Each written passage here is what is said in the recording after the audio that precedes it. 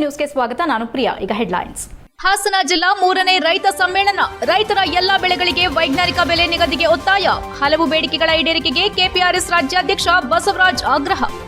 ಮಕ್ಕಳ ಸಾಹಿತ್ಯೋತ್ಸವಕ್ಕೆ ಅದ್ದೂರಿ ಚಾಲನೆ. ಪುಸ್ತಕ ಓದಿನ ಮೂಲಕ ವ್ಯಕ್ತಿತ್ವ ವಿಕಸನ ಸಾಧ್ಯ. ಮಕ್ಕಳಲ್ಲಿ ಪುಸ್ತಕ ಮತ್ತು ಸಾಹಿತ್ಯ ಅಭಿರುಚಿ ಬೆಳೆಸಿ. ಕಾರ್ಯಕ್ರಮದಲ್ಲಿ ಎಚ್ಬಿ ಮದನಗೌಡ ಕರೆ. ಹಾಸನದಲ್ಲಿ ಮುಂದುವರೆದ ಕಳ್ಳತನ ಪ್ರಕರಣ. ಹಾಡು ಹಗಲೇ ಕಳ್ಳರ ಕೈಚಳಕ. ಮನೆಯಲ್ಲಿದ್ದ ಚಿನ್ನ, ನಗದು ಕಳವು. ಪೊಲೀಸರಿಂದ ಪರಿಶೀಲನೆ. ರೈತರ ಎಲ್ಲ ಬೇಡಿಕೆಗಳಿಗೆ ವೈಜ್ಞಾನಿಕ ಬೆಲೆ ನಿಗದಿಗೊಳಿಸಬೇಕು. ಬಗರ್ ಹುಕುಂ ಮತ್ತು ಅರಣ್ಯ ಭೂಮಿ ಸಾಗುವಳಿದಾರರಿಗೆ ಹಕ್ಕುಪತ್ರ ನೀಡಬೇಕು. ಬಲವಂತದ ಭೂ ಸ್ವಾಧೀನವನ್ನು ಕೈಬಿಡಬೇಕೆಂದು ಕೆಪಿಆರ್ಎಸ್ ರಾಜ್ಯಾಧ್ಯಕ್ಷ ಬಸವರಾಜ್ ಆಗ್ರಹಿಸಿದ್ದಾರೆ. ಹಾಸನ ನಗರದ ಸ್ವಾಭಿಮಾನ ಭವನದಲ್ಲಿ ಕರ್ನಾಟಕ ಪ್ರಾಂತ ರೈತ ಸಂಘದ ವತಿಯಿಂದ ಶನಿವಾರದಂದು ಹಮ್ಮಿಕೊಳ್ಳಲಾಗಿದ್ದ ಹಾಸನ ಜಿಲ್ಲಾ 3ನೇ ರೈತ ಸಮ್ಮೇಳನವನ್ನು ಉದ್ಘಾಟಿಸಿ ಮಾತನಾಡಿದ ಅವರು, ಹಾಸನ ಜಿಲ್ಲೆಯ ರೈತರು ತೆಂಗು, ಮೆಕ್ಕೆಜೋಳ, ಆಲೂಗೆಡ್ಡೆ, ಶುಂಠಿ, ಅಡಿಕೆ, ಕಬ್ಬು, ಕಾಫಿ, ಹೊಗೆಸೊಪ್ಪು ಸೇರಿದಂತೆ ಹಲವು ಪ್ರಮುಖ ಬೆಳೆಗಳನ್ನು ಬೆಳೆಯುತ್ತಾರೆ. ಜೊತೆಗೆ ಹೈನುಗಾರಿಕೆ ಮತ್ತು ತರಕಾರಿ ಉತ್ಪಾದನೆಯಲ್ಲೂ ಕೂಡ ತೊಡಗಿದ್ದಾರೆ. ವರ್ಷಪೂರ್ತಿ ದುಡಿದರೂ ಉತ್ಪಾದನಾ ವೆಚ್ಚವೂ ವಾಪಸ್ ಬರದಂತಹ ಸಂಕಷ್ಟ ಪರಿಸ್ಥಿತಿ ನಿರ್ಮಾಣವಾಗಿದೆ. ಹವಾಮಾನ ಬದಲಾವಣೆಯಿಂದ ಮಳೆಯಾಶ್ರಿತ ಕೃಷಿ ಅಸ್ಥಿರಗೊಂಡಿರುವ ಹಿನ್ನೆಲೆಯಲ್ಲಿ ರೈತರು ಕೊಳವೆ ಬಾವಿಗಳ ಮೇಲೆ ಅವಲಂಬಿತರಾಗಿದ್ದಾರೆ. ಇದುವರೆಗೂ 10 ಎಚ್ಪಿವರೆಗಿನ ಮೋಟಾರ್ಗಳಿಗೆ ಉಚಿತ ವಿದ್ಯುತ್ ನೀಡಲಾಗುತ್ತಿತ್ತು. ಆದರೆ ಕೇಂದ್ರದ ನರೇಂದ್ರ ಮೋದಿ ನೇತೃತ್ವದ ಸರ್ಕಾರ ವಿದ್ಯುತ್ ಖಾಸಗೀಕರಣ ಮಸೂದೆ ಮೂಲಕ ಕೃಷಿ ಪಂಪ್ಸೆಟ್ಗಳಿಗೆ ಡಿಜಿಟಲ್ ಸ್ಮಾರ್ಟ್ ಮೀಟರ್ ಅಳವಡಿಸಲು ಮುಂದಾಗಿದೆ ಎಂದು ಟೀಕಿಸಿದರು. ರೈತರ ಬೆಳೆಗಳಿಗೆ ಕೃಷಿ ತಜ್ಞ ಎಂಎಸ್ ಸ್ವಾಮಿನಾಥನ್ ಸಮಿತಿ ಶಿಫಾರಸಿನಂತೆ ಉತ್ಪಾದನಾ ವೆಚ್ಚಕ್ಕೆ ಶೇಕಡಾ 50ರಷ್ಟು ಲಾಭಾಂಶ ಸೇರಿಸಿ ಕನಿಷ್ಠ ಬೆಂಬಲ ಬೆಲೆ ನಿಗದಿ ಮಾಡುವ ಕಾನೂನು ಜಾರಿಗೊಳಿಸಬೇಕೆಂಬ ಬೇಡಿಕೆಯನ್ನ ರೈತ ಸಮುದಾಯ ಹಲವು ಬಾರಿ ಮುಂದಿಟ್ಟಿದ್ರೂ ಈ ಕುರಿತು ಕೇಂದ್ರ ಸರ್ಕಾರ ಯಾವುದೇ ಸ್ಪಷ್ಟ ಕ್ರಮ ಕೈಗೊಂಡಿಲ್ಲ ಎಂದು ದೂರಿದರು. ಬೀಜ ಮಸೂದೆ ಮೂಲಕ ರೈತರ ಸ್ವಾವಲಂಬಿ ಬಿತ್ತನೆ ವ್ಯವಸ್ಥೆಯನ್ನ ಬಹುರಾಷ್ಟೀಯ ಕಂಪನಿಗಳ ಹಿಡಿತಕ್ಕೆ ಒಪ್ಪಿಸುವ ಪ್ರಯತ್ನ ನಡೆಯುತ್ತಿದೆ. ಅಮೆರಿಕದೊಂದಿಗೆ ಮಾಡಿಕೊಂಡಿರುವ ವ್ಯಾಪಾರ ಒಪ್ಪಂದದ ಪ್ರಕಾರ ಕೃಷಿ ಉತ್ಪನ್ನಗಳನ್ನು ತೆರಿಗೆ ರಹಿತವಾಗಿ ಆಮದು ಮಾಡಿಕೊಳ್ಳುವುದರಿಂದ ದೇಶೀಯ ರೈತರಿಗೆ ದೊಡ್ಡ ಹೊಡೆತವಾಗಿದೆ ಎಂದು ಸಂಘ ತಿಳಿಸಿದೆ. ಇದರ ಪರಿಣಾಮವಾಗಿ ಹೈನುಗಾರಿಕೆ ಉತ್ಪಾದನೆಗಳು ಸೇರಿದಂತೆ ಹಲವು ಕ್ಷೇತ್ರಗಳಲ್ಲಿ ಸ್ಥಳೀಯ ಉತ್ಪಾದಕರು ಸಂಕಷ್ಟಕ್ಕೀಡಾಗಿದ್ದಾರೆ ಎಂದರು. ಜಿಲ್ಲೆಯ ರೈತರ ಸಮಗ್ರ ಅಭಿವೃದ್ಧಿ, ಕೃಷಿ ಉಳಿವು ಮತ್ತು ಕಾರ್ಪೊರೇಟೀಕರಣ ತಡೆಯುವ ಉದ್ದೇಶದಿಂದ ಇಂತಹ ಸಮ್ಮೇಳನ ನಡೆಸುತ್ತಿರುವುದಾಗಿ ತಿಳಿಸಿದರು. ಸಮ್ಮೇಳನಕ್ಕೂ ಮೊದಲು ನಗರದ ಹೇಮಾವತಿ ಪ್ರತಿಮೆ ಬಳಿಯಿಂದ ಬೃಹತ್ ಮೆರವಣಿಗೆ ಮೂಲಕ ನಗರದ ಪ್ರಮುಖ ಬೀದಿಗಳಲ್ಲಿ ಸಾಗಿದರು. ಈ ವೇಳೆ ಘೋಷಣೆ ಕೂಗಿದ್ರು. ಕಾರ್ಯಕ್ರಮದಲ್ಲಿ ಸಿಐಟಿಯು ಸಂಘಟನೆ ಮುಖಂಡ ಧರ್ಮೇಶ್, ಕೆಪಿಆರ್ಎಸ್ ಜಿಲ್ಲಾಧ್ಯಕ್ಷ ಎಚ್ಆರ್ ನವೀನ್ ಕುಮಾರ್, ನಿಧಿಗೌಡ, ಗಿಡ್ಡೇಗೌಡ, ಜಿಲ್ಲಾ ಮುಖಂಡ ಎಚ್ಎಸ್ ಮಂಜುನಾಥ್, ಕಾರ್ಯದರ್ಶಿ ವಸಂತಕುಮಾರ್, ಎಂಡಿ ಪುಷ್ಪ, ಎಂಜಿ ಪೃಥ್ವಿ ಇತರರು ಉಪಸ್ಥಿತರಿದ್ದರು. HCN news Hassan. ಕೋಳಿ ಸಾಕಣೆ, ಕುರಿ ಸಾಕಣೆಯನ್ನು ಅವಲಂಬಿಸುತ್ತಾರೆ ಅಥವಾ ತೆಂಗಿನ ಗಿಡಗಳನ್ನು ಅವಲಂಬಿಸುತ್ತಾರೆ, ತೆಂಗಿನ ಮರಗಳನ್ನು ಅವಲಂಬಿಸುತ್ತಾರೆ, ಅಥವಾ ಮತ್ತೊಂದು ಜಮೀನುಗಳಲ್ಲಿ ಗುತ್ತಿಗೆ ಬೇಸಾಯ ಮಾಡುವಂತ ಒಂದು ಕೆಲಸಕ್ಕೆ ಕೈ ಹಾಕ್ತಾರೆ, ಅಥವಾ ಯಾವುದಾದ್ರೂ ಬಂಜರು ಜಮೀನಿದೆ ಅಂದ್ರೆ ಅದನ್ನು ಅಭಿವೃದ್ಧಿಪಡಿಸಿ ಅದರಲ್ಲಿ ಬದುಕೋದಕ್ಕೆ ಅವರು ಪ್ರಯತ್ನ ಮಾಡ್ತಾರೆ, ಅಥವಾ ಇನ್ನೊಂದೇನೋ ಕೂಲಿ ಕೆಲಸ ಮಾಡಿ ಜೀವನ ಮಾಡೋದಕ್ಕೆ ಪ್ರಯತ್ನ ಮಾಡ್ತಾ ಇದ್ದಾರೆ. ಇದು ಬದುಕಿಗಾಗಿ ಅವರು ತಮ್ಮ ಇಡೀ ಶ್ರಮದ ಸಾಮರ್ಥ್ಯವನ್ನು ಬಳಸಿ ಬದುಕಲಿಕ್ಕೆ ಪ್ರಯತ್ನ ಮಾಡ್ತಾ ಇದ್ದಾರೆ. ಆದರೆ ಅವರ ಆದಾಯ ಎಷ್ಟು ಅಂತ ನೋಡಿದ್ರೆ ಅವರ ಆದಾಯ ಕೂಡ ಇವತ್ತು ಬಡ ರೈತರ ಆದಾಯ ಕೂಲಿಕಾರರ ಆದಾಯಕ್ಕಿಂತ ಬಹಳ ದೊಡ್ಡದೇನಲ್ಲ, ಬಹಳ ದೊಡ್ಡದಿಲ್ಲ. 50,000 ರೂಪಾಯಿಗಿಂತ ಕಡಿಮೆ ಇರತಕ್ಕಂಥದ್ದು ನಾವು ನೋಡ್ತಾ ಇದ್ದೀವಿ. ವಾಸ್ತವಿಕವಾಗಿ ಸರ್ಕಾರ ಹೇಳ್ತದೆ 1.5 ಲಕ್ಷ ರೂಪಾಯಿ ಆಗಿದೆ ಅಂತ. ಸರಿ, 1.5 ಲಕ್ಷ ರೂಪಾಯಿನ ಆಗಿದೆ ಅಂತ ಒಪ್ಕೊಳ್ಳೋಣ, ತಪ್ಪೇನಿದೆ. ಪುಸ್ತಕ ಓದುವ ಹವ್ಯಾಸವನ್ನು ಪ್ರತಿಯೊಬ್ಬರು ಬೆಳೆಸಿಕೊಳ್ಳಬೇಕು. ವಿಶೇಷವಾಗಿ ಮಕ್ಕಳಲ್ಲಿ ಪುಸ್ತಕ ಮತ್ತು ಸಾಹಿತ್ಯ ಅಭಿರುಚಿ ಬೆಳೆಸುವ ಪುಣ್ಯಕರ ಕಾರ್ಯವನ್ನು ವಿಜಯಶಾಲಿಯವರು ಕೈಗೊಂಡಿರುವುದು ಶ್ಲಾಘನೀಯ ಎಂದು ಕರ್ನಾಟಕ ಕಾರ್ಯನಿರತ ಪತ್ರಕರ್ತರ ಸಂಘದ ಉಪಾಧ್ಯಕ್ಷ ಎಚ್ಬಿ ಮದನಗೌಡ ತಿಳಿಸಿದರು. ಹಾಸನ ನಗರದ ವಿಜಯ ಆಂಗ್ಲ ಮಾಧ್ಯಮ ಶಾಲೆ ಸಭಾಂಗಣದಲ್ಲಿ ಆಯೋಜಿಸಿದ್ದ the Hassan literature festival children edition 2 ದಿನದ ಕಾರ್ಯಕ್ರಮದಲ್ಲಿ ಮಾತನಾಡಿದ ಅವರು, ಇತ್ತೀಚಿನ ದಿನಗಳಲ್ಲಿ ಓದುವವರ ಸಂಖ್ಯೆ ಕಡಿಮೆಯಾಗುತ್ತಿರುವುದು ಕಳವಳಕಾರಿ ಬೆಳವಣಿಗೆ. ಸಾಹಿತ್ಯ ವ್ಯಕ್ತಿತ್ವ ವಿಕಸನಕ್ಕೆ ಪೂರಕವಾಗಿದ್ದು ಸಮಾಜ ಆರೋಗ್ಯಕರವಾಗಿರಬೇಕಾದರೆ ಸಾಂಸ್ಕೃತಿಕ ಚಟುವಟಿಕೆಗಳು ನಿರಂತರವಾಗಿರಬೇಕೆಂದು ಅಭಿಪ್ರಾಯಪಟ್ಟರು. ಖ್ಯಾತ ಲೇಖಕ ಜೋಗಿ ಕಾರ್ಯಕ್ರಮ ಉದ್ಘಾಟಿಸಿ ಮಾತನಾಡಿ, ದೇಹಕ್ಕಾಗುವ ಗಾಯವನ್ನ ವಿಜ್ಞಾನದಿಂದ ಗುಣಪಡಿಸಬಹುದು, ಆದರೆ ಮನಸ್ಸಿಗಾಗುವ ನೋವು, ಆಘಾತ ಮತ್ತು ಒಡೆದ ಭಾವನೆಗಳಿಗೆ ಪರಿಹಾರ ನೀಡುವ ಶಕ್ತಿ ಸಾಹಿತ್ಯಕ್ಕಿದೆ ಎಂದರು. ಪುಸ್ತಕ ಓದುವ ಅಭ್ಯಾಸವು ವ್ಯಕ್ತಿಯ ಒಳಗಿನ ಜಗತ್ತನ್ನು ವಿಸ್ತರಿಸುತ್ತದೆ. ಇಂದಿನ ವೇಗದ ಜೀವನ ಶೈಲಿಯಲ್ಲಿ ಮನಸ್ಸು ಒತ್ತಡಕ್ಕೆ ಒಳಗಾಗುತ್ತಿರುವ ಸಂದರ್ಭ ಸಾಹಿತ್ಯವೇ ಶಾಂತಿ ಮತ್ತು ಸಮತೋಲನ ನೀಡುತ್ತದೆ ಎಂದರು.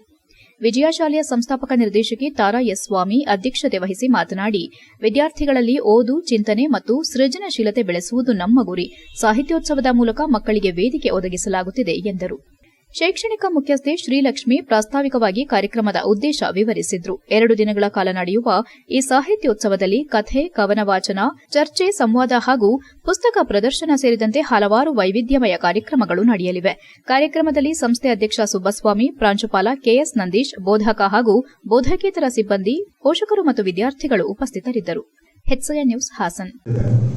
ಒಂದು ಸಂಪರ್ಕವನ್ನು ಕಲ್ಪಿಸುವುದು ಮತ್ತು ಜೊತೆಗೆ ಓದುವ ಅಭ್ಯಾಸವನ್ನ, ಪುಸ್ತಕಗಳನ್ನು ಓದುವ ಅಭ್ಯಾಸವನ್ನ ಅವರಿಗೆ ಮೈಗೂಡಿಸಿಕೊಳ್ಳುವಂತಹ ಒಂದು ಕಾಯಕವನ್ನು ಮಾಡುವಂತಹ ಒಂದು ಪುಣ್ಯದ ಕೆಲಸವನ್ನ ಈ ಶಿಕ್ಷಣ ಸಂಸ್ಥೆಗಳು ಮಾಡ್ತಾ ಇದೆ.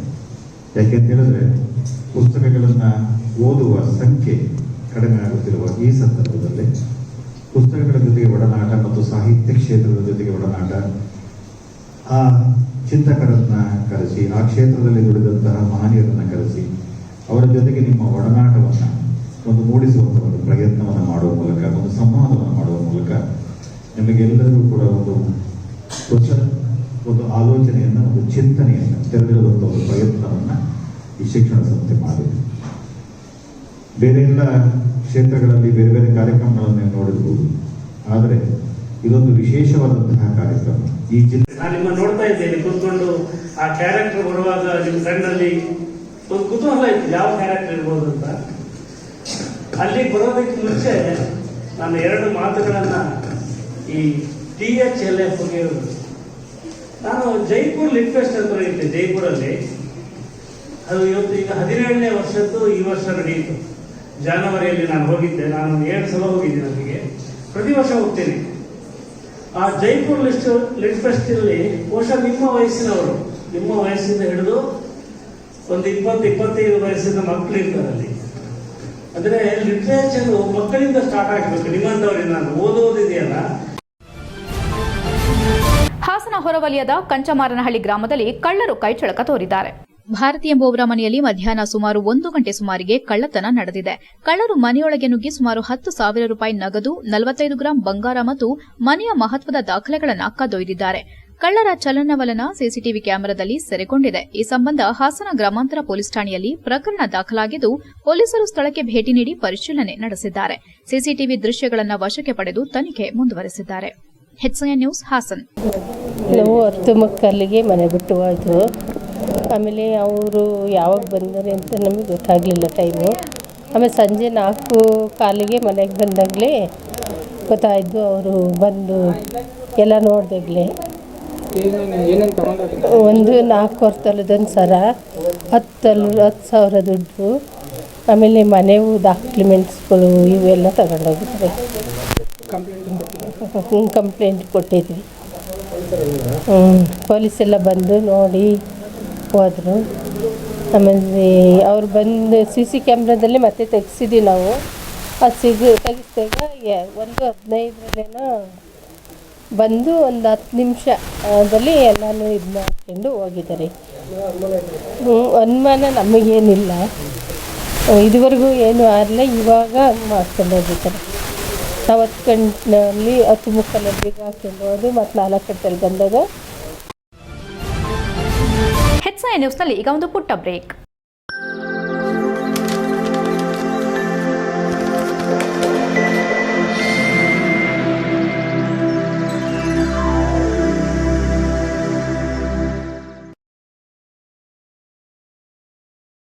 Raj Diamonds and Antique Jewelry Exhibition and Sale. Raj diamond ಸಾಂಪ್ರದಾಯಿಕ ಮತ್ತು ಆಧುನಿಕ ವಜ್ರಾಭರಣಗಳ ಪ್ರದರ್ಶನ ಮತ್ತು ಮಾರಾಟ ಫೆಬ್ರವರಿ 20, 21, 22, 2026 ಬೆಳಗ್ಗೆ 10:30ರಿಂದ ರಾತ್ರಿ 8ರವರೆಗೆ. ಸ್ಥಳ ಅಶೋಕ್ ಹೋಟೆಲ್, PM ರಸ್ತೆ, ಹಾಸನ. ವಿಶೇಷ ಆಕರ್ಷಣೆಗಳು: open setting collection, southern splendour, ruby splendour, ancient splendour ಹಾಗೆ Maharani splendour, Victorian splendour, solitaire splendour, white box collection, canary splendour, exclusive gem stones, exclusive fancy cuts. ನಿಮ್ಮ ವೈಭವಕ್ಕೆ ಹೊಳಪು ನೀಡುವ ಅಪರೂಪದ ವಜ್ರಾಭರಣಗಳ ಪ್ರದರ್ಶನ. ಸಾಂಪ್ರದಾಯಿಕ ಮತ್ತು ಆಧುನಿಕ ವಿನ್ಯಾಸಗಳ ಅಪೂರ್ವ ಸಂಯೋಜನೆ. ಇಂದೇ ಭೇಟಿ ನೀಡಿ ನಿಮ್ಮ ಕನಸಿನ ಆಭರಣವನ್ನ ಆಯ್ಕೆ ಮಾಡಿ. ಒಮ್ಮೆ ಭೇಟಿ ಕೊಡಿ. Hotel Hassan Ashoka, BM road, Haasan.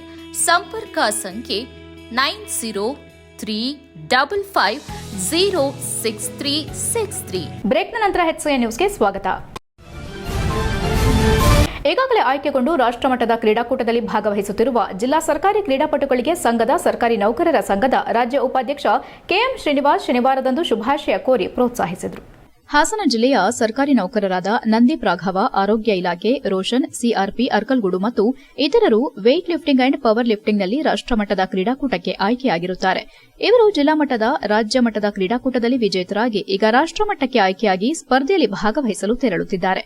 ಇವರಿಗೆ ನಮ್ಮ ಸಂಘದ ವತಿಯಿಂದ ಅಭಿನಂದನೆಗಳು ಮತ್ತು ಶುಭಾಶಯಗಳು. ಅವರಿಗೆ ಧನ ಸಹಾಯ ಮಾಡುವುದರ ಮೂಲಕ ಸಹಕರಿಸುತ್ತಾ ರಾಷ್ಟ್ರಮಟ್ಟದಲ್ಲಿ ವಿಜೇತರಾಗಲೆಂದು ಹಾರೈಸುತ್ತೇವೆ ಎಂದರು. ಈ ವೇಳೆ ಸಂಘದ ಅಧ್ಯಕ್ಷರಾದ ಕೆಎಂ ಶ್ರೀನಿವಾಸ್ ಅವರು ಹಾಗೂ ಗೌರವ ಕಾರ್ಯದರ್ಶಿಯಾದ ಸತೀಶ್, ನಿರ್ದೇಶಕರಾದ ಗೌತಮ್, ವರುಣ್, ಕುಮಾರ್ ಇತರರು ಉಪಸ್ಥಿತರಿದ್ದು ಶುಭ ಕೋರಿದರು. HCN news Hassan. ಜಿಲ್ಲಾ ಮಟ್ಟದಲ್ಲಿ ಆಯ್ಕೆಯಾಗಿ, ರಾಜ್ಯ ಮಟ್ಟದಲ್ಲಿ ಆಯ್ಕೆಯಾಗಿ, ಈಗ ರಾಷ್ಟ್ರ ಮಟ್ಟಕ್ಕೆ ಆಯ್ಕೆಯಾಗಿ ರಾಷ್ಟ್ರ ಮಟ್ಟದ ಕ್ರೀಡಾಕೂಟದಲ್ಲಿ ಭಾಗವಹಿಸುತ್ತಿರುವ ನಮ್ಮ ನನ್ಮೆಯ ಹಾಸನ ಜಿಲ್ಲೆಯ ಸರ್ಕಾರಿ ನೌಕರರು ಹಾಗೂ ನಮ್ಮ ಆತ್ಮೀಯರಾದಂತಹ ನಂದೀಪ್ ರಾಘವ್ ಅವರಿಗೆ ಹಾಗೂ ಮೇಡಮ್ ರೋಷನ್ ಮೇಡಮ್ ಅವರಿಗೆ ಶುಭವಾಗಲಿ. ಮತ್ತೆ ನಮ್ಮ ಹಾಸನ ಜಿಲ್ಲೆಯ ಸರ್ಕಾರಿ ನೌಕರರ ಪರವಾಗಿ ರಾಜ್ಯ ಮಟ್ಟದಲ್ಲಿ, ರಾಷ್ಟ್ರ ಮಟ್ಟದಲ್ಲಿ ಆಯ್ಕೆಯಾಗಿರುವ ಇವರು ರಾಷ್ಟ್ರ ಮಟ್ಟದಲ್ಲೂ ಸಹ ವಿಜೇತರಾಗಿ ನಮ್ಮ ಹಾಸನ ಜಿಲ್ಲೆಯ ಕೀರ್ತಿಯನ್ನ ಹೆಚ್ಚಿನ ಸಂಖ್ಯೆಯಲ್ಲಿ ಮೆರೆಸಲಿ. ಮತ್ತೆ ಇವ್ರ ಜೊತೆ ಹೋಗ್ತಿರುವ ಎಲ್ಲರಿಗೂ ಸಹ ಒಳ್ಳೆಯದಾಗಲಿ. ಹಾಸನ ಜಿಲ್ಲೆಯಿಂದ ಭಾಗವಹಿಸಿರುವಂತಹ ಸಮಸ್ತ ರಾಷ್ಟ್ರೀಯ ಕ್ರೀಡಾಪಟುಗಳಿಗೆ, ಸರ್ಕಾರಿ ನೌಕರ ಕ್ರೀಡಾಪಟುಗಳಿಗೆ ಒಳ್ಳೆಯದಾಗಲಿ, ಎಲ್ಲರಿಗೂ ಗೆದ್ದು ಬರುವಂತಾಗಲಿ, ನಮ್ಮ ಹಾಸನದ ಕ್ರೀಡಾಪಟು ರಾಷ್ಟ್ರದಲ್ಲಿ ಮಿಂಚುವಂತಾಗಲಿ ಅಂತ ಆಶಿಸ್ತೀವಿ. ಸರ್ಕಾರಿ ನೌಕರರ ಈ ಒಂದು ಕ್ರೀಡಾಕೂಟದಲ್ಲಿ ಭಾಗವಹಿಸಿರುವ ನಮ್ಮ ಎಲ್ಲ ಆತ್ಮೀಯರಿಗೆ ಒಳ್ಳೆಯದಾಗಲಿ. ಈ ಒಂದು ಕ್ರೀಡಾಕೂಟಕ್ಕೆ ನಮ್ಮ ಹಾಸನ ಜಿಲ್ಲಾ ಸರ್ಕಾರಿ, ಅರೆ ಸರ್ಕಾರಿ ಹಾಗೂ ನಿಗಮ ಮಂಡಳಿ ನೌಕರ ಗೌರವ ಸಹಕಾರ ಸಂಘದ ಎಲ್ಲ ನಿರ್ದೇಶಕರ ಪರವಾಗಿ ಅಭಿನಂದಿಸಿ ನಾವು ಅವರಿಗೆ ಒಂದು ಸಹಕಾರವನ್ನು ನೀಡುತ್ತಿದ್ದೀವಿ. ಮುಂದಿನ ದಿನಗಳಲ್ಲೂ ಸಹ ರಾಷ್ಟ್ರ ಮಟ್ಟಕ್ಕೆ ಆಯ್ಕೆಯಾಗಿರುವ ಎಲ್ಲ ಬೇಲೂರು ಜೆಪಿ ನಗರದಲ್ಲಿರುವ ಪ್ರಜ್ವಲ್ ಸರ್ವಿಸ್ ಸ್ಟೇಷನ್ ಮತ್ತು ಇಂಡಿಯನ್ ಆಯಿಲ್ ಕಾರ್ಪೊರೇಷನ್ ಸಹಯೋಗದಲ್ಲಿ ಆಯೋಜಿಸಿದ್ದ ವಿಶೇಷ ಕ್ಯಾಂಪೇನ್ ಅಂಗವಾಗಿ ವಿಜೇತರಾಗಿರುವ ಬೇಲೂರು ತಾಲೂಕಿನ ರಾಯಪುರ ಗ್ರಾಮದ ರೈತ ಚಂದ್ರಯ್ಯ ಅವರಿಗೆ ಹೋಂಡಾ ಸಿಟಿ ಕಾರನ್ನು ಹಸ್ತಾಂತರಿಸಲಾಯಿತು. ಕಾರ್ಯಕ್ರಮದಲ್ಲಿ ಮಾತನಾಡಿದ ಮಂಗಳೂರು ವಿಭಾಗದ division manager Yogesh, Prajwal petrol bunk ಕಳೆದ 25 ವರ್ಷಗಳಿಂದ ಉತ್ತಮ ವ್ಯವಹಾರ ನಡೆಸುತ್ತಾ ಗ್ರಾಹಕರ ವಿಶ್ವಾಸ ಗಳಿಸಿದೆ. ಗ್ರಾಹಕರು ನಮ್ಮ ಮೇಲೆ ಇಟ್ಟುಕೊಂಡಿರುವ ನಂಬಿಕೆ, ಪ್ರೀತಿ ಮತ್ತು ವಿಶ್ವಾಸ ಮುಂದುವರಿಯಲಿ. ಯಾವುದೇ ರೀತಿ ತೊಂದರೆ ಇದ್ದರೂ ನೇರವಾಗಿ ಬಂದು ದೂರು ನೀಡಬಹುದು. ನಮ್ಮ ಸಿಬ್ಬಂದಿ ಸದಾ ಸಿದ್ದರಿದ್ದಾರೆ. ಇಂಡಿಯನ್ ಆಯಿಲ್ ವತಿಯಿಂದ ಯಾವುದೇ ರೀತಿ ತೊಂದರೆ ಆಗುವುದಿಲ್ಲ ಎಂಬ ಭರವಸೆ ನೀಡುತ್ತೇನೆ ಎಂದರು. ಪ್ರಜ್ವಲ್ ಪೆಟ್ರೋಲ್ ಬಂಕ್ನ ಮಾಲೀಕರಾದ ತೀರ್ಥಕುಮಾರಿ ವೆಂಕಟೇಶ್ ಮಾತನಾಡಿ, ಇಂಡಿಯನ್ ಆಯಿಲ್ ಎಂದರೆ ಪ್ರೀತಿ, ವಿಶ್ವಾಸ ಮತ್ತು ನಂಬಿಕೆ. ಗ್ರಾಹಕರ ಸಹಕಾರ ಇದೇ ರೀತಿ ಮುಂದುವರಿಯಲಿ. ಈ ರೀತಿಯ ಫೆಸ್ಟಿವಲ್ ಧಮಾಕ ಕ್ಯಾಂಪೇನ್ಗಳು ಇಂಡಿಯನ್ ಆಯಿಲ್ನಲ್ಲಿ ಮಾತ್ರ ನಡೆಯುತ್ತವೆ. ಕ್ಯಾಂಪೇನ್ ಅವಧಿಯಲ್ಲಿ ಗ್ರಾಹಕರಿಗೆ ಮಾಹಿತಿ ನೀಡಿ ಹೆಚ್ಚಿನ ಸಂಖ್ಯೆಯಲ್ಲಿ ಭಾಗವಹಿಸಲು ಪ್ರೇರೇಪಿಸಿದ ಬಗ್ಗೆ ಅವರು ಮೆಚ್ಚುಗೆ ವ್ಯಕ್ತಪಡಿಸಿದರು. ಈ ವೇಳೆ Indian oil engineer Srinivasa Shastri, ಸಫಾಯಿ ಕರ್ಮಚಾರಿ ಆಯೋಗದ ಮಾಜಿ ಅಧ್ಯಕ್ಷ ಎಂಆರ್ ವೆಂಕಟೇಶ್, ಅಂಕಿತ್ ಕುಮಾರ್, ಶಿವಂ, ದಿನೇಶ್ ಸೇರಿದಂತೆ ಇತರರು ಹಾಜರಿದ್ದರು. HCN news Belur. ಮುಂದೆ ಸಹ ಇಂಡಿಯನ್ ಆಯಿಲ್ ಅಂದ್ರೆ ಮತ್ತೊಮ್ಮೆ ಹೇಳ್ತಾ ಇದ್ದೀನಿ, ಪ್ರೀತಿ, ವಿಶ್ವಾಸ, ನಂಬಿಕೆ. ಆ ನಂಬಿಕೆ ಇರಬೇಕು, ಪ್ರೀತಿ ಇರಬೇಕು. ಜೊತೆಗೆ ಬೆಳಗ್ಗೆ ಯಾರು ಹೇಳಿದಾಗೆ ನಮ್ಮಲ್ಲಿ ಏನು ಬೇರೆ ಬಂದು ಯಾವುದೇ ತರದ ಮೋಸ ನಡೀತಾ ಇಲ್ಲ. ಇಂಡಿಯನ್ ಆಯಿಲ್ ಅಂದ್ರೆ ನಂಬಿಕೆ. ನೀವು ಸಹ ನಂಬಿಕೆ ಇಟ್ಟು ಇಲ್ಲಿ ನಮ್ಮೊಂದಿಗೆ ವ್ಯವಹಾರವನ್ನು ಮಾಡ್ತಾ ಇದ್ದೀರಾ. ಕಳೆದ 25 ವರ್ಷದಿಂದ ಒಂದು ನಿರಂತರವಾಗಿ ನಾವು ಸೇವೆ ಮಾಡ್ತಾ ಇದ್ದೀವಿ. ಸಹಕಾರ ಇದೇ ರೀತಿ ಇರಲಿ. ಇನ್ನು ಹೆಚ್ಚಿನ ರೀತಿಯಲ್ಲಿ ಈ ರೀತಿಯ ಒಂದು ಫೆಸ್ಟಿವಲ್ ಧಮಾಕಗಳು ನಡೆಯೋದು ಇಂಡಿಯನ್ ಆಯಿಲ್ ಅಲ್ಲಿ ಮಾತ್ರ ಅಂತ ಹೇಳ್ತಾ, ಇಂಡಿಯನ್ ಆಯಿಲ್ ಅಂತ ಹೇಳ್ಬೋದು. ಯಾಕಂದ್ರೆ ಇಡೀ ಕರ್ನಾಟಕದಲ್ಲಿ ಬೇಲೂರಲ್ಲಿ ಇದಕ್ಕೆ ಬರ್ಬೇಕಂದ್ರೆ, ಬೇಲೂರಿಗೆ ಬರ್ಬೇಕಾದ್ರೆ ಒಂದು ಅದೃಷ್ಟ ಆಗುತ್ತೆ.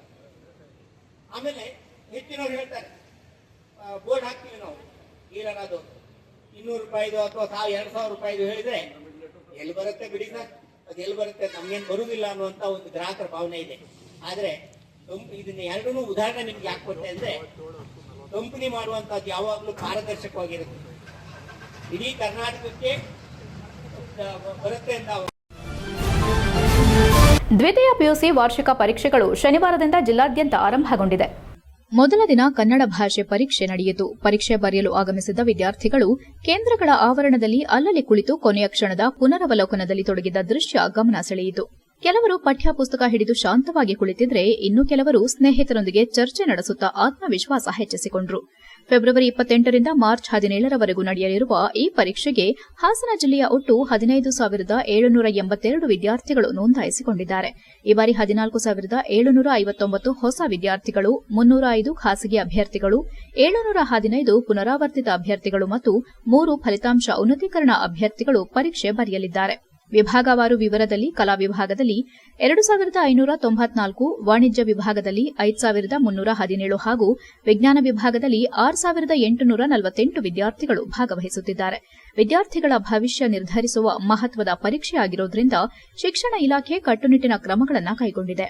ಎಲ್ಲಾ ಪರೀಕ್ಷಾ ಕೊಠಡಿಗಳಲ್ಲೂ ಸಿಸಿ ಕ್ಯಾಮೆರಾಗಳನ್ನು ಅಳವಡಿಸಲಾಗಿದ್ದು, ವೆಬ್ಕಾಸ್ಟಿಂಗ್ ಮೂಲಕ ಜಿಲ್ಲೆ ಹಾಗೂ ರಾಜ್ಯ ಮಟ್ಟದಲ್ಲಿ ನೇರ ನಿಗಾ ವಹಿಸಲಾಗುತ್ತಿದೆ. ಯಾವುದೇ ಅಕ್ರಮ ನಡೆಯದಂತೆ ವಿಶೇಷ ವೀಕ್ಷಕ ತಂಡಗಳು ಮತ್ತು ಪೊಲೀಸ್ ಸಿಬ್ಬಂದಿಯನ್ನ ನಿಯೋಜಿಸಲಾಗಿದೆ. ಪ್ರಶ್ನೆ ಪತ್ರಿಕೆಗಳ ಸುರಕ್ಷತಾ ಸಾಗಣೆಗಾಗಿ ಅಗತ್ಯ ಕ್ರಮ ಕೈಗೊಳ್ಳಲಾಗಿದೆ.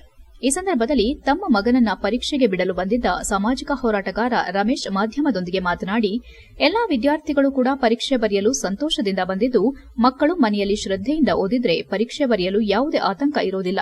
ಇಂದಿನ ತಂತ್ರಜ್ಞಾನದ ಯುಗದಲ್ಲಿ ಮೊಬೈಲ್ ಮತ್ತು ಇತರೆ ಮನರಂಜನೆಗಳಿಗೆ ಹೆಚ್ಚು ಒತ್ತು ನೀಡುತ್ತಿರುವುದು ದುಃಖಕರ. ವಿದ್ಯಾರ್ಥಿಗಳು ಪಠ್ಯ ಪುಸ್ತಕಗಳನ್ನು ಪ್ರೀತಿಯಿಂದ ಓದಿದ್ರೆ ಭವಿಷ್ಯದಲ್ಲಿ ತಲೆ ಎತ್ತಿ ಸಮಾಜದಲ್ಲಿ ಉತ್ತಮ ಸ್ಥಾನಮಾನ ಗಳಿಸಬಹುದೆಂದು ಸಲಹೆ ನೀಡಿದರು. ಪರೀಕ್ಷಾ ಕೇಂದ್ರಗಳ ಬಳಿ ಪಾಲಕರು ಕೂಡ ಆತಂಕ ಮತ್ತು ನಿರೀಕ್ಷೆಗಳೊಂದಿಗೆ ಮಕ್ಕಳಿಗೆ ಹಾರೈಕೆಗಳನ್ನು ತಿಳಿಸುತ್ತಿರುವ ದೃಶ್ಯ ಕಂಡುಬಂದಿತು. ಮೊದಲ ದಿನದ ಪರೀಕ್ಷೆ ಶಾಂತಿಯುತವಾಗಿ ನಡೆಯಿತು. HCN news Hassan. ಎಲ್ರಿಗೂ ನಮಸ್ಕಾರ. ಇಂದು ನಮ್ಮ ರಾಜ್ಯದಲ್ಲಿ ದ್ವಿತೀಯ PUCಯ ಪರೀಕ್ಷೆ ಪ್ರಾರಂಭವಾಗಿದೆ. ಎಲ್ಲ ಮಕ್ಕಳುಗಳು ಕೂಡ ತುಂಬ ಸಂತೋಷದಿಂದ ಬಂದು ಇಲ್ಲಿ ಸೇರ್ಕೊಂಡಿದ್ದಾರೆ. ಅದ್ರ ಜೊತೆಗೆ ತಮ್ಮ ರೋಲ್ಗಳನ್ನ ಹುಡುಕೋದ್ರಲ್ಲಿ ತಂದಿದ್ದಾರೆ. ಮಕ್ಕಳುಗಳು ತುಂಬ ಕಷ್ಟಪಟ್ಟು ಓದಿದರೆ ಅವರಿಗೆ ಈ ಪರೀಕ್ಷೆ ಅನ್ನೋದು ಯಾವುದೇ ಕಷ್ಟಕರದ ಸಂಗತಿನೇ ಅಲ್ಲ. ಹಂಗಾಗಿ ಎಲ್ಲ ಕರ್ನಾಟಕ ರಾಜ್ಯದಲ್ಲಿ ಬರೀತಾರಂಥ ಎಲ್ಲ ಮಕ್ಕಳುಗಳು ಕೂಡ ಉತ್ತಮ ರೀತಿಯಲ್ಲಿ ಬರೆದು ತಮ್ಮ ಉತ್ತಮವಾದಂಥ ಭವಿಷ್ಯಗಳನ್ನ ರೂಪಿಸ್ಕೊಳ್ಳಿ ಅಂತ ನಾನು ಆಶಯ ಪಡ್ತೀನಿ. ಆಮೇಲೆ ಎಲ್ಲ ಮಕ್ಕಳುಗಳು ತಮ್ಮ ಗಮನವನ್ನು ನಿಮ್ಮ ಪಠ್ಯಪುಸ್ತಕಗಳ ಓದಿನ ಕಡೆ ಗಮನ ಕೊಡಿ. ಮೊಬೈಲ್ ನೋಡೋಂಥದ್ದನ್ನು, ರೀಲ್ಸ್ ನೋಡೋಂಥದ್ದನ್ನು ಕಡಿಮೆ ಮಾಡಿ. ನಿಮ್ಮ ಬದುಕು ನಿಮ್ಮ ಓದಿನಲ್ಲೇ ಇದೆ, ನಿಮ್ಮ ಗುರಿ ನಿಮ್ಮ ಓದಿನಲ್ಲೇ ಇದೆ. ಅದ್ರ ಕಡೆ ಹೆಚ್ಚು ಒತ್ತು ಕೊಡಿ. HCN ನ್ಯೂಸ್ನಲ್ಲಿ ಈಗ ಒಂದು ಪುಟ್ಟ ಬ್ರೇಕ್.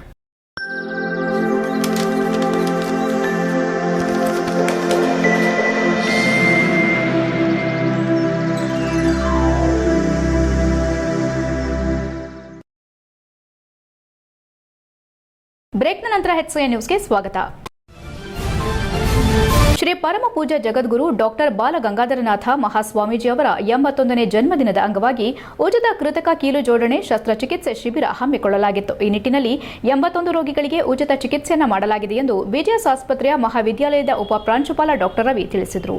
ಪತ್ರಿಕಾಗೋಷ್ಠಿಯಲ್ಲಿ ಶನಿವಾರ ಮಾತನಾಡಿ, ಜನವರಿ 18ಕ್ಕೆ ಪ್ರಾರಂಭವಾಗಿ ಫೆಬ್ರವರಿ 20ರವರೆಗೂ ಡಾಕ್ಟರ್ ಶ್ರೀ ನಿರ್ಮಲಾನಂದನಾಥ ಸ್ವಾಮೀಜಿ ಅವರ 13ನೇ ವರ್ಷದ ಪಟ್ಟಾಭಿಷೇಕದಲ್ಲಿ ಕೊನೆಗೊಂಡಿದೆ. ಈ ಸಮಯದಲ್ಲಿ ಯಾರು ರೈತರು ಹಾಗೂ ಬಡತನಕ್ಕಿಂತ ಕೆಳಗಿರುತ್ತಾರೆ ಅವರಿಗೆಲ್ಲ ಉಚಿತವಾಗಿ ಚಿಕಿತ್ಸೆ ನೀಡಲಾಗಿದೆ.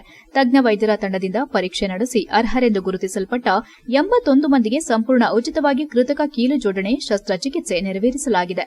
ಸಾಮಾನ್ಯವಾಗಿ ಖಾಸಗಿ ಆಸ್ಪತ್ರೆಗಳಲ್ಲಿ ಇಂತಹ ಚಿಕಿತ್ಸೆಗೆ 2 ರಿಂದ 3 ಲಕ್ಷದವರೆಗೂ ವೆಚ್ಚವಾಗುತ್ತದೆ. ಆದರೆ ಶ್ರೀಗಳ ಆಶಯದಂತೆ ಯಾವುದೇ ಶುಲ್ಕ ವಸೂಲಿಸದೆ ಸೇವೆ ನೀಡಲಾಗಿದೆ ಎಂದರು.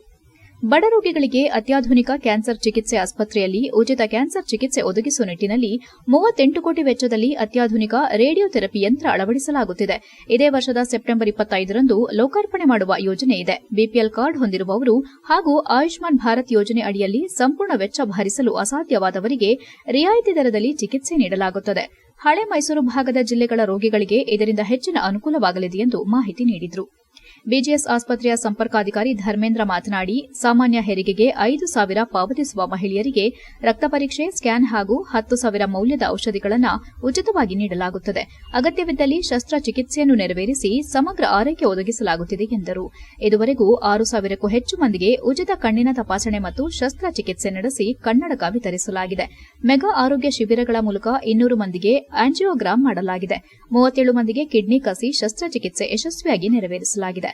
ಹೆದ್ದಾರಿಯಲ್ಲಿ ಅಪಘಾತದಿಂದ ಗಾಯಗೊಂಡವರಿಗೆ ಚಿಕಿತ್ಸೆ ಮತ್ತು ಪುನರ್ವಸತಿ ಒದಗಿಸಲು ನ್ಯೂರೋ ಪುನರ್ವಸತಿ ಕೇಂದ್ರ ಆರಂಭಿಸುವ ಯೋಜನೆ ರೂಪಿಸಲಾಗಿದೆ ಎಂದು ತಿಳಿಸಿದರು. ಆರ್ಥೋಪೆಡಿಕ್ ವಿಭಾಗದ ಮುಖ್ಯಸ್ಥ ಡಾ ಮಹೇಶ್ ಮಾತನಾಡಿ, ಆರ್ಥಿಕವಾಗಿ ಹಿಂದುಳಿದ 18 ಮಂದಿಗೆ ಉಚಿತವಾಗಿ ಕೃತಕ ಕಾಲು ಜೋಡಣೆ ಮಾಡಲಾಗಿದೆ. ಅವರು ಈಗ ಸಂಪೂರ್ಣ ಚೇತರಿಸಿಕೊಂಡು ತಮ್ಮ ಉದ್ಯೋಗಗಳಲ್ಲಿ ತೊಡಗಿಸಿಕೊಂಡಿದ್ದಾರೆ ಎಂದರು.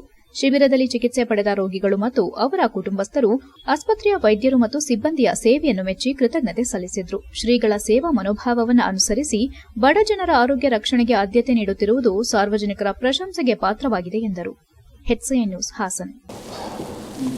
ಶ್ರೀ ಶ್ರೀ ಪರಮಪೂಜ್ಯ ಜಗದ್ಗುರು ಶ್ರೀ ಶ್ರೀ ಶ್ರೀ ಡಾಕ್ಟರ್ ಬಾಲನಾಥ ಮಹಾಸ್ವಾಮೀಜಿಯವರ 81ನೇ ದೇವೋತ್ಸವ ಅಂಗವಾಗಿ 81ನೇ ಅವರ ಹುಟ್ಟುಹಬ್ಬ ಪ್ರಯುಕ್ತವಾಗಿ ನಾವು ಒಂದು ಉಚಿತ ಕೃತಕ ಕೀಲು ಮೂಳೆ ಜೋಡಣಾ ಶಿಬಿರ ಅಂದರೆ ಫ್ರೀ ನೀ ರೀಪ್ಲೇಸ್ಮೆಂಟ್ ಕ್ಯಾಂಪನ್ನು ನಾವು ಹಮ್ಮಿಕೊಂಡಿದ್ದು.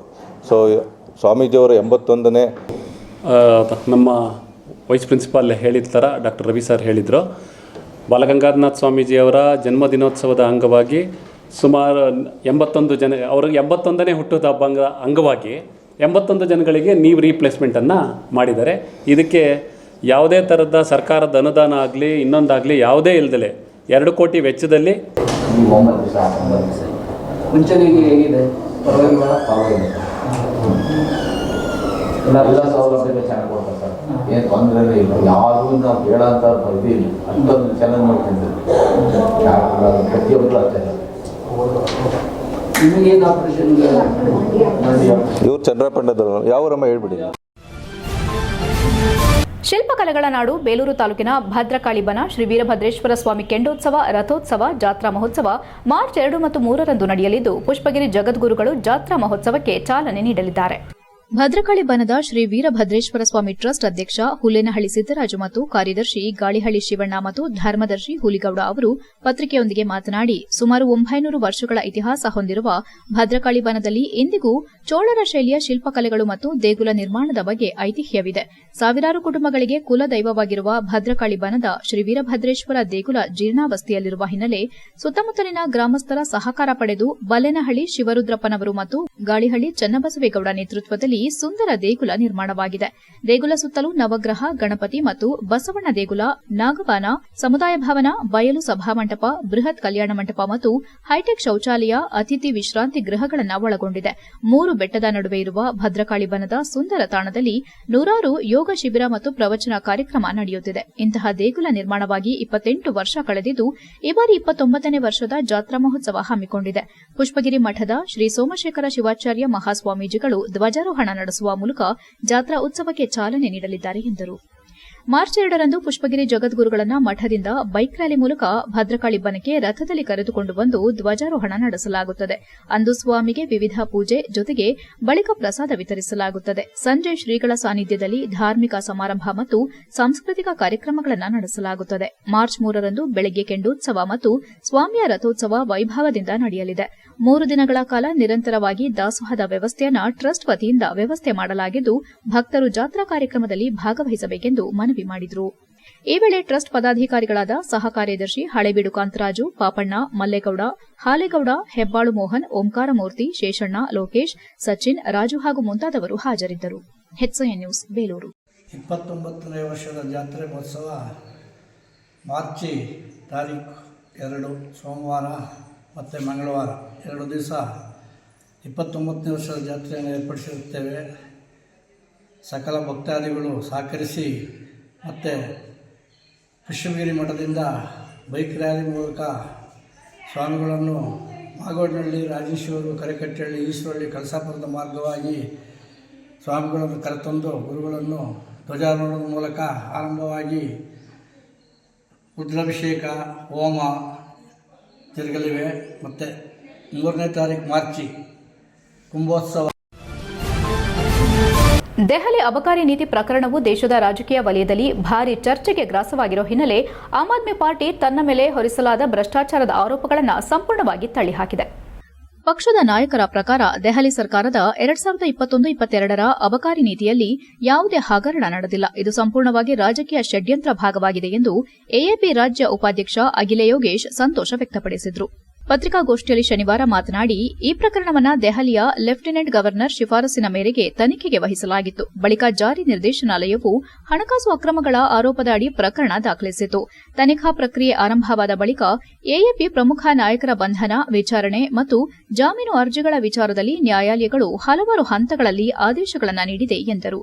ಎಎಪಿ ಮುಖಂಡರು ಈ ಸಂಪೂರ್ಣ ಪ್ರಕರಣವನ್ನು ರಾಜಕೀಯ ದ್ವೇಷದ ಕ್ರಮ ಎಂದು ವರ್ಣಿಸಿದ್ದಾರೆ. ಅವರ ವಾದದ ಪ್ರಕಾರ ಪಂಜಾಬ್ನಲ್ಲಿ 2022ರಲ್ಲಿ ಭರ್ಜರಿ ಗೆಲುವು ಸಾಧಿಸಿದ ನಂತರ ಪಕ್ಷದ ವಿಸ್ತರಣೆ ವೇಗ ಪಡೆದುಕೊಂಡಿತು. ಈ ಬೆಳವಣಿಗೆಯಿಂದ ಆತಂಕಗೊಂಡ ಬಿಜೆಪಿ ಮತ್ತು ಕಾಂಗ್ರೆಸ್ ಪಕ್ಷಗಳು ಎಎಪಿಯನ್ನು ದುರ್ಬಲಗೊಳಿಸಲು ತನಿಖಾ ಸಂಸ್ಥೆಗಳನ್ನು ಬಳಸಿಕೊಂಡಿದೆ ಎಂದು ಆರೋಪಿಸಲಾಗಿತ್ತು. ಪ್ರಕರಣ ನ್ಯಾಯಾಲಯದ ಮೆಟ್ಟಿಲೇರಿದ ನಂತರ ತನಿಖೆಯ ವಿಧಾನ, ಬಂಧನದ ಕಾನೂನು ಮಾನ್ಯತೆ ಹಾಗೂ ಜಾಮೀನು ವಿಚಾರಗಳಲ್ಲಿ ನ್ಯಾಯಾಲಯಗಳು ತೀರ್ಪುಗಳನ್ನು ನೀಡಿವೆ. ಕೆಲವು ಹಂತಗಳಲ್ಲಿ ತನಿಖಾ ಪ್ರಕ್ರಿಯೆಯ ಬಗ್ಗೆ ನ್ಯಾಯಾಂಗ ಪ್ರಶ್ನೆಗಳನ್ನು ಎತ್ತಿದ ಘಟನೆಗಳು ರಾಜಕೀಯವಾಗಿ ದೊಡ್ಡ ಚರ್ಚೆಗೆ ಕಾರಣವಾಗಿವೆ. ಎಎಪಿ ಕಾರ್ಯಕರ್ತರ ಪ್ರಕಾರ ಈ ಆದೇಶಗಳು ಪಕ್ಷಕ್ಕೆ ನೈತಿಕ ಬಲ ನೀಡಿದ್ದು, ಸುಳ್ಳು ಆರೋಪಗಳ ವಿರುದ್ಧ ಹೋರಾಟಕ್ಕೆ ಹೊಸ ಶಕ್ತಿ ನೀಡಿದೆ ಎಂದರು. ಯಾರೇ ಅಧಿಕಾರಿಯಾಗಿರಲಿ, ನಮ್ಮ ಮೇಲೆ ಸುಳ್ಳು ಆರೋಪ ಮಾಡಿರುವ ಇಂಜಿನಿಯರ್ ಕವಿತಾ ಇನ್ನು ಮುಂದಾದರೂ ಪ್ರಚಾರದ ಆಸೆಗೆ ಈ ರೀತಿ ನಡೆದುಕೊಳ್ಳಬಾರದು ಎಂದರು. ಪತ್ರಿಕಾಗೋಷ್ಠಿಯಲ್ಲಿ ಆಮ್ ಆದ್ಮಿ ಪಾರ್ಟಿಯ ಜಿಲ್ಲಾಧ್ಯಕ್ಷ ಆನಂದ್, ವಿಜಯಕುಮಾರ್, ವಿಶ್ವಾಸ್, ಮನು, ಮಂಜುನಾಥ್, ಗೌರಮ್ಮ ಹಾಗೂ ಇತರರು ಉಪಸ್ಥಿತರಿದ್ದರು. HCI news Hassan. ಒಂದು ಪತ್ರಿಕಾಗೋಷ್ಠಿಯ ಮಾಡ್ತಿರೋಂಥ ಉದ್ದೇಶ ಏನಂದರೆ, ಯಾವ ಪಕ್ಷ ಒಂದು ಭ್ರಷ್ಟಾಚಾರದ ವಿರುದ್ಧವಾಗಿ, ಈ ಭ್ರಷ್ಟ ವ್ಯವಸ್ಥೆಯ ವಿರುದ್ಧವಾಗಿ ಒಂದು ಪಕ್ಷ ಹುಟ್ಟುತ್ತೋ, ಆ ಪಕ್ಷದ ಮೇಲೆ, ಆ ಪಕ್ಷದ ಬೆಳವಣಿಗೆನ ಸಹಿಸಲಾರದೆ, ಅದರ ವೇಗನ ಸಹಿಸಲಾರದೆ ರಾಜಕೀಯ ಪಕ್ಷಗಳು, ಕಾಂಗ್ರೆಸ್ಸು ಮತ್ತು BJP ಎರಡೂ ಪಕ್ಷಗಳು ನಮ್ಮ ಮೇಲೆ ಇಲ್ಲೂ ಸಲ್ಲದ ಆರೋಪ ಮಾಡಿ, ಕುತಂತ್ರ ಮಾಡಿ ನಮ್ಮನ್ನು ರಾಜಕೀಯವಾಗಿ ಮುಗಿಸ್ಬೇಕು, ಈ ಪಕ್ಷನೇ ಮುಗಿಸ್ಬೇಕು ಅನ್ನೋ ಒಂದು ದೃಷ್ಟಿಯಿಂದ BJPಯವರು, ಅಮಿತ್ ಶಾ ಮತ್ತು ಮೋದಿಯವರು ಅವರ ಬೆಂಗಾವಲಾಗಿ HCI ನ್ಯೂಸ್ನಲ್ಲಿ ಈಗ ಒಂದು ಪುಟ್ಟ ಬ್ರೇಕ್. ಹಾಸನದಲ್ಲಿ 28 ವರ್ಷಗಳಿಂದ ಜನತೆಗೆ ಅತ್ಯುತ್ತಮವಾದ ವೈದ್ಯಕೀಯ ಸೇವೆಯನ್ನು ನೀಡುತ್ತಿರುವ Hemavathi multi speciality hospital Hassan. ನಮ್ಮಲ್ಲಿ ದಿನದ 24 ಗಂಟೆಯೂ ಆಕ್ಸಿಡೆಂಟಲ್ ಇಂಜುರೀಸ್ ಮತ್ತು ಎಮರ್ಜೆನ್ಸಿ ಸರ್ವಿಸ್ಗಳನ್ನು ಹೊಂದಿದೆ. ಹೇಮಾವತಿ ಆಸ್ಪತ್ರೆಯ ಡಾಕ್ಟರ್ ನಿಖಿಲ್ ಆರ್ ಭಟ್ ರವರು MS ಆರ್ಥೋಪೆಡಿಕ್ನಲ್ಲಿ ಚಿನ್ನದ ಪದಕ ಪಡೆದು ಸಿಂಗಾಪುರ್ ಜನರಲ್ ಹಾಸ್ಪಿಟಲ್ನಲ್ಲಿ ಫೆಲೋಶಿಪ್ ಇನ್ ಜಾಯಿಂಟ್ ರಿಪ್ಲೇಸ್ಮೆಂಟ್ ಸರ್ಜರಿಯ ಪದವಿ ಪಡೆದು ಸೇವೆಯನ್ನ ಸಲ್ಲಿಸಿರುತ್ತಾರೆ.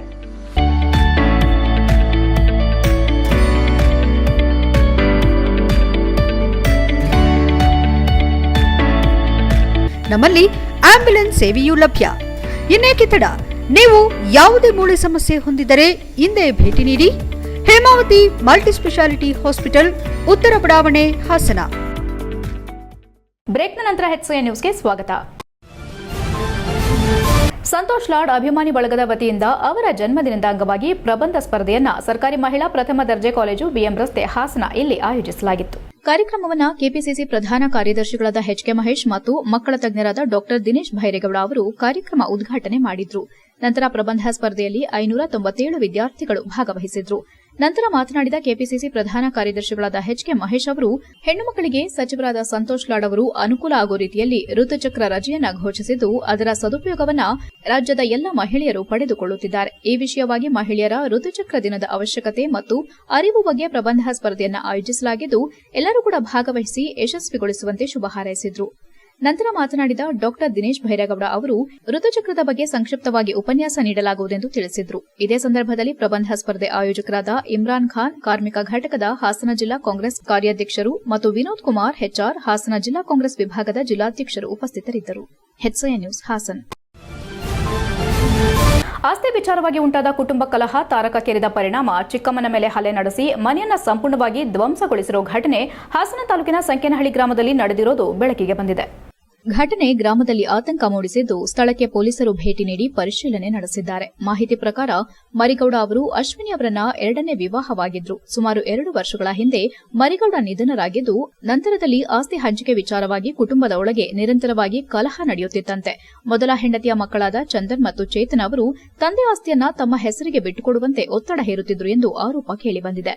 ಈ ಸಂಬಂಧ ನಿನ್ನೆ ಇಬ್ಬರು ಮನೆಗೆ ನುಗ್ಗಿ ಅಶ್ವಿನಿ ಅವರೊಂದಿಗೆ ವಾಗ್ವಾದ ಆರಂಭಿಸಿ ನಂತರ ಹಲ್ಲೆ ನಡೆಸಿದ್ದಾರೆ ಎಂದು ದೂರಲಾಗಿದೆ. ಹಲ್ಲೆ ಪರಿಣಾಮ ಅಶ್ವಿನಿ ಗಾಯಗೊಂಡಿದ್ದು, ಅವರನ್ನ ಮನೆಯಿಂದ ಹೊರದಬ್ಬಲಾಗಿದೆ ಎಂದು ಹೇಳಲಾಗಿದೆ. ಕೋಪೋದ್ರಿಕ್ತಗೊಂಡು ಇಬ್ಬರು ಆರೋಪಿಗಳು ಮನೆಯಲ್ಲಿದ್ದ ಗೃಹೋಪಯೋಗಿ ಸಾಮಾನುಗಳು, ಬಾಗಿಲು, ಕಿಟಕಿಗಳು ಸೇರಿದಂತೆ ಹಲವು ವಸ್ತುಗಳನ್ನು ಒಡೆದು ಸಂಪೂರ್ಣ ಹಾನಿಗೊಳಿಸಿದ್ದಾರೆ ಎನ್ನಲಾಗಿದೆ. ಘಟನೆ ನಂತರ ಗ್ರಾಮಸ್ಥರು ಸ್ಥಳಕ್ಕೆ ಧಾವಿಸಿ ಪರಿಸ್ಥಿತಿಯನ್ನ ಸಮತೋಲನಗೊಳಿಸಲು ಯತ್ನಿಸಿದ್ದಾರೆ. ಮಾಹಿತಿ ತಿಳಿದ ಪೊಲೀಸರು ತಕ್ಷಣ ಸ್ಥಳಕ್ಕೆ ಭೇಟಿ ನೀಡಿ ಪರಿಶೀಲನೆ ನಡೆಸಿ ಪ್ರಕರಣ ದಾಖಲಿಸಿಕೊಂಡಿದ್ದಾರೆ. ಘಟನೆ ಸಂಬಂಧ ಹಾಸನ ಗ್ರಾಮಾಂತರ ಪೊಲೀಸ್ ಠಾಣೆ ವ್ಯಾಪ್ತಿಯಲ್ಲಿ ದೂರು ದಾಖಲಾಗಿದ್ದು, ಆರೋಪಿಗಳ ವಿರುದ್ಧ ಕಾನೂನು ಕ್ರಮ ಕೈಗೊಳ್ಳುವ ಪ್ರಕ್ರಿಯೆ ಮುಂದುವರೆದಿದೆ. ಗಾಯಗೊಂಡ ಅಶ್ವಿನಿ ನ್ಯಾಯಕ್ಕಾಗಿ ಪೊಲೀಸ್ ಠಾಣೆಗೆ ದೂರು ನೀಡಿದ್ದು, ತನ್ನ ಪ್ರಾಣಕ್ಕೆ ಅಪಾಯವಿದೆ ಎಂದು ಆತಂಕ ವ್ಯಕ್ತಪಡಿಸಿದ್ದಾರೆ. ಆಸ್ತಿ ವಿಚಾರದಲ್ಲಿ ಉಂಟಾಗಿರುವ ಈ ಕುಟುಂಬ ಕಲಹ ಇನ್ನಷ್ಟು ಗಂಭೀರ ಸ್ವರೂಪ ತಾಳದಂತೆ ಪೊಲೀಸ್ ಇಲಾಖೆ ಕಟ್ಟುನಿಟ್ಟಿನ ಕ್ರಮ ಕೈಗೊಳ್ಳಬೇಕೆಂದು ಗ್ರಾಮಸ್ಥರು ಆಗ್ರಹಿಸಿದ್ದಾರೆ. HCN news Hassan. ಕೊನೆಯಲ್ಲಿ ಮತ್ತೊಮ್ಮೆ ಮುಖ್ಯಾಂಶಗಳು. ಹಾಸನ ಜಿಲ್ಲಾ 3ನೇ ರೈತ ಸಮ್ಮೇಳನ. ರೈತರ ಎಲ್ಲಾ ಬೆಳೆಗಳಿಗೆ ವೈಜ್ಞಾನಿಕ ಬೆಲೆ ನಿಗದಿಗೆ ಒತ್ತಾಯ. ಹಲವು ಬೇಡಿಕೆಗಳ ಈಡೇರಿಕೆಗೆ ಕೆಪಿಆರ್ಎಸ್ ರಾಜ್ಯಾಧ್ಯಕ್ಷ ಬಸವರಾಜ್ ಆಗ್ರಹ. ಮಕ್ಕಳ ಸಾಹಿತ್ಯೋತ್ಸವಕ್ಕೆ ಅದ್ದೂರಿ ಚಾಲನೆ. ಪುಸ್ತಕ ಓದಿನ ಮೂಲಕ ವ್ಯಕ್ತಿತ್ವ ವಿಕಸನ ಸಾಧ್ಯ. ಮಕ್ಕಳಲ್ಲಿ ಪುಸ್ತಕ ಮತ್ತು ಸಾಹಿತ್ಯ ಅಭಿರುಚಿ ಬೆಳೆಸಿ. ಕಾರ್ಯಕ್ರಮದಲ್ಲಿ HB ಮದನಗೌಡ ಕರೆ.